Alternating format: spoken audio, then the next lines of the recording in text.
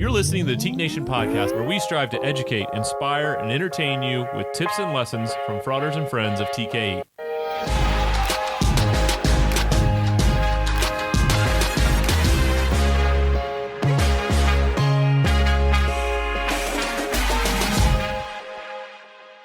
Welcome in, Teak Nation podcast listeners and friends. It is Monday, March 22nd. A very happy fourth birthday to young Ava Swenson, who has already started the celebration today. If anyone out there was thinking of maybe sending over some new Barbie stuff or an LOL doll, perhaps, please save your money. We don't need it. But it is. Well, it's not. It's March Sadness now. We've shifted from March Madness to March Sadness, and I don't know. I don't know what else to say about it until we really dive in. So if you're not a basketball fan and you're not in tune with the NCAA tournament, this might not be the podcast for you today, because we are gonna talk about it a lot. But if you are a fan, let's dive in here. And Donnie, have you picked any games correctly up to this point? I selected Houston to beat Rutgers. Good for you. Which is a great victory. What else? Job. What else did I select? I selected Baylor. I think that, so I've got two there. I've got two teams in the Sweet 16 as I look here that I feel really, really good about. Yeah, I'm at three of the 8 that have been decided. I picked correctly. It's only going to get worse from here, though. Really, it's been an absolute nightmare.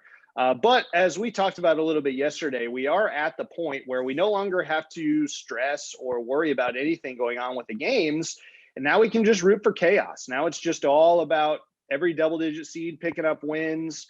There's no sense in even getting upset anymore about wins and losses. Well, and I think the other piece that I feel a little more comforted by is that I didn't watch near the amount of college basketball this year that I typically do.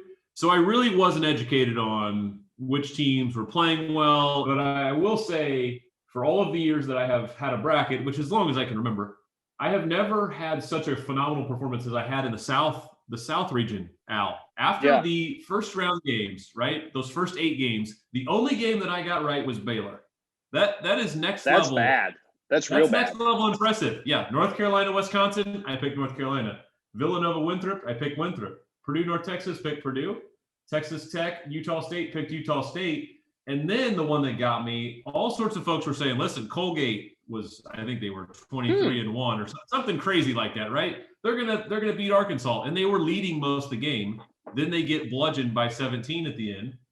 And then I picked Virginia Tech over Florida, which Virginia Tech led most of the game, goes into overtime.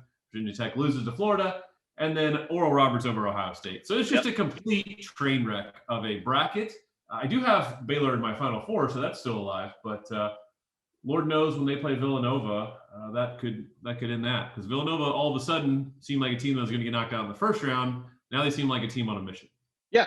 No, I had Villanova losing. Winthrop making the Sweet 16, and they just disposed of them and disposed of North. I mean, Villanova, you could make an argument, has been the best team of the tournament so far. So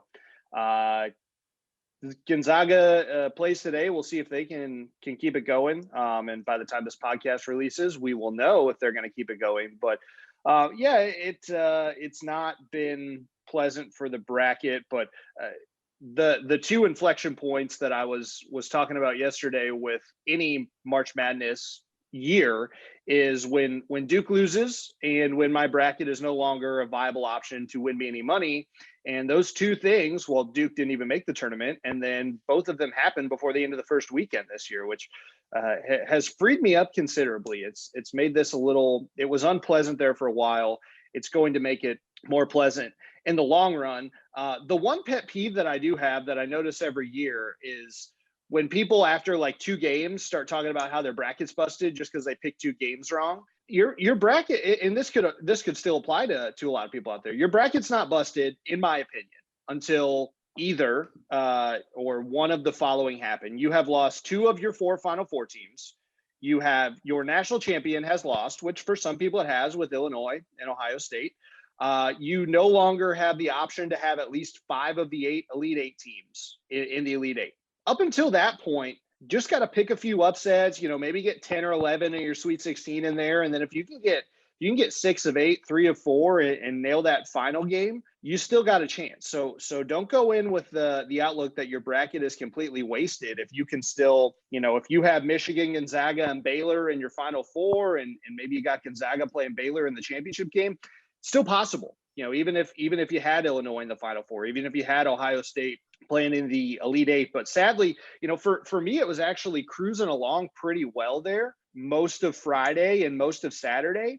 And then you get to the very last game on Saturday night, which was Abilene Christian and Texas loses by a point. And then the very first game on Sunday, which was Illinois Loyola, which I'm not going to apologize for saying that Loyola was going to lose to Georgia Tech and that Georgia Tech was going to beat Illinois, because Georgia Tech didn't have their best player. And I could not have predicted that when we recorded the podcast last week. I still stand firm that if Moses Wright would have played for Georgia Tech, they would have beat Loyola. So for those waiting for me to apologize, Nick Kimble, I'm not going to do it. But then really it was a span of about 14 hours from 11:30 p.m. on Saturday night until about 1:30 p.m. on Sunday that it was just let's rip the bracket up. Texas is out, Illinois is gone, and we'll fire it up and try again next year. Yeah, I mentioned to you in a text, you already start to look, and we only have 4 of the matchups in the Sweet 16 right now. But you look at Arkansas and Oral Roberts, and that Arkansas-Oral Roberts game looks like a Week 1 SEC college football game that they're going to, Arkansas is going to run Oral Roberts out of there by 4 touchdowns. And so, you've got a double-digit there's 4 matchups, and 3 of them have a double-digit seed in them. Loyola Chicago gets to wear the old home whites, getting to play Oregon State. Yeah. So. Their path to the Final Four might be as easy as any path left outside of Gonzaga. Just beat Oregon State, and then Houston has not looked all that good. They've laid it on Cleveland State, but Houston better be ready. Houston better be ready to play that 2-3 zone, because that thing will take you down, as well as old buddy Boeheim raining threes. Oh yeah, I'll give you another maybe pet peeve of mine, just things that annoy me. Every year, Syracuse is on the bubble, and they were on the bubble this year. They were not good in the regular season. Watched them play a few games, being a Duke fan, watched some ACC basketball.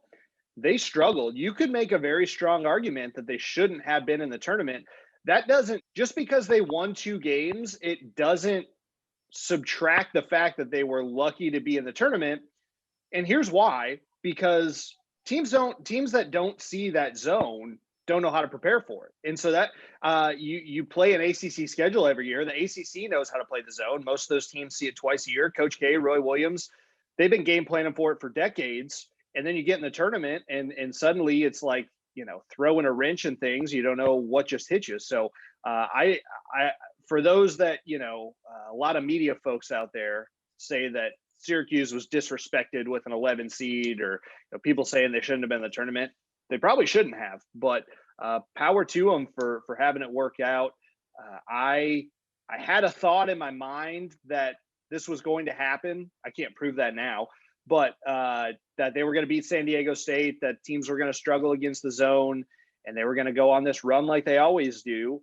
I did not predict for it, and that was my bad, but it's worked out for them. We played in high school at Cloverdale High School. We played a team that ran like this single wing triple option offense, and the team itself was not the most talented team on the face of the planet, but they made a state championship my senior year because once they got through the sectional, where they almost lost 2 games, they just ran right through everyone because no one knew how the hell to stop it. So shout out Monrovia Bulldogs for the single wing triple option offense, and I guess shout out to the Syracuse Orange for playing that 2-3 zone.